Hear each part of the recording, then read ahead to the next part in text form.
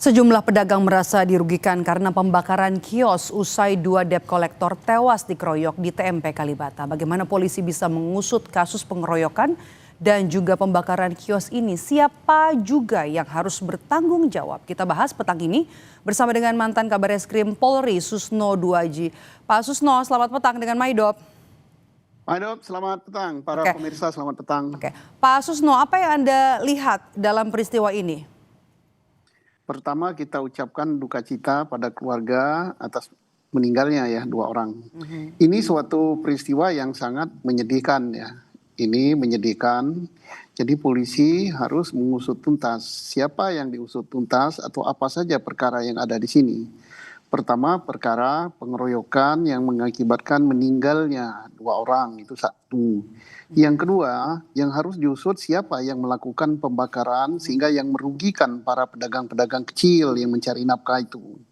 Yang ketiga, harus diusut tuntas juga siapa yang memerintahkan untuk ada dua orang DC menarik sepeda motor secara paksa. Karena itu tidak boleh dilakukan demikian. Jadi ada tiga pihak yang harus diusut secara pidana.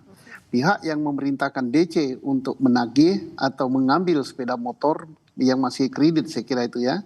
Yang kedua, pihak yang melakukan penganiayaan atau pengeroyokan sehingga tewas. Yang ketiga, pihak yang melakukan pembakaran. Nah, ini yang harus diusut secara pidana.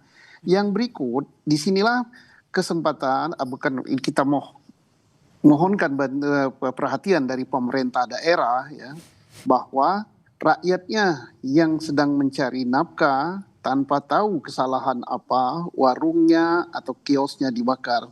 Saya kira pemerintah DKI Jaya harus turun tangan untuk melakukan perbaikan-perbaikan supaya rakyat kecil bisa melanjutkan mencari nafkahnya. Yang berikut, yang lebih makro lagi, terjadi hal seperti ini bukan baru sekali ya, adanya debt collector yang menimbulkan keributan, yang menimbulkan korban jiwa, penganiayaan, kemudian lain-lain. Nah ini harus dicari persoalannya apa sih, kok nggak dibawa ke masalah hukum, langsung main tarik begitu. Nah ini ketidakpercayaan daripada warga terhadap sistem penegakan hukum di Indonesia. Pak Susno, apakah butuh waktu lama bagi polisi untuk menetapkan tersangka dalam kasus ini?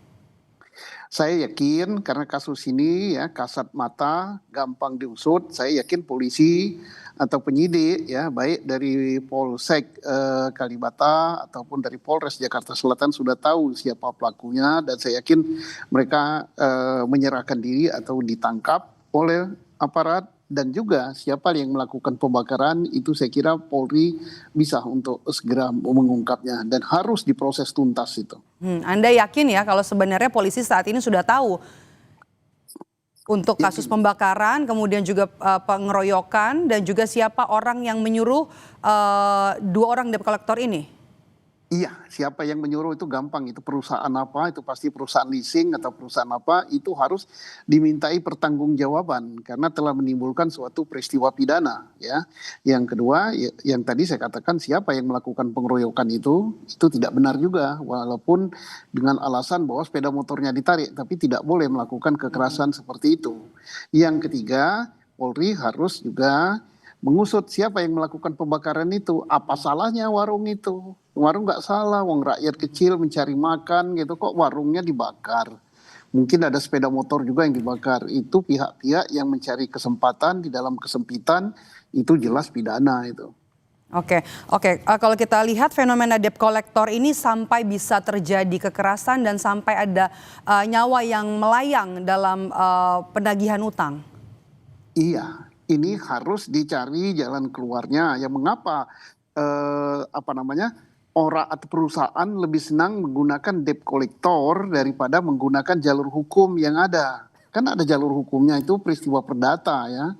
Tetapi kenapa kok digunakan jalur seperti ini? Nah ini salah satu petunjuk ketidakpercayaan daripada para pengusaha terhadap penegakan hukum di Indonesia. Nah ini apa jalan keluarnya kalau ada orang nunggak seperti itu, harus diapakan gitu. Jadi jangan sampai nanti cari jalan pintas. Kan saya yakin juga memakai debt collector juga keluar duit juga gitu ya. Nah, ini yang harus dipikirkan bagaimana meningkatkan kepercayaan masyarakat kepada aparat penegak hukum yang terkait dengan masalah perdata, tunggakan bayaran dan sebagainya. Oke, kecepatan polisi dalam menangani kasus ini menurut Anda dari malam terbakar sampai dengan sore hari ini belum ada penetapan tersangka, sudah pas atau cenderung lambat sebenarnya? Saya kira tidak lambat ya, karena polisi mencari momen yang tepat ya, karena polisi ingin menarik tapi tidak terjadi. Yang lebih utama yang harus dilakukan Polri bahwa adalah jangan sampai terulang lagi kasus kerusuhan, itu yang harus ditangani yang utama. Yang kedua, kalau pelakunya ini sudah jelas gitu kan, pelakunya adalah 2 orang yang naik sepeda motor yang di stop itu kan awalnya. Nah, dari mana cara mencarinya? Tinggal mencari debt collector ini digunakan oleh perusahaan leasing yang mana.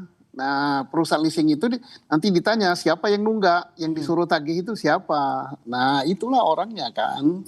Orang yang pertama melakukan peristiwa penganiayaan. Yang kedua baru yang mungkin yang harus diusut lebih lanjut ya, memeriksa saksi-saksi pemilik warung adalah siapa yang membakar warung itu.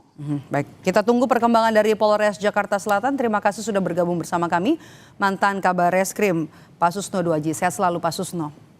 Terima kasih Mbak Dut.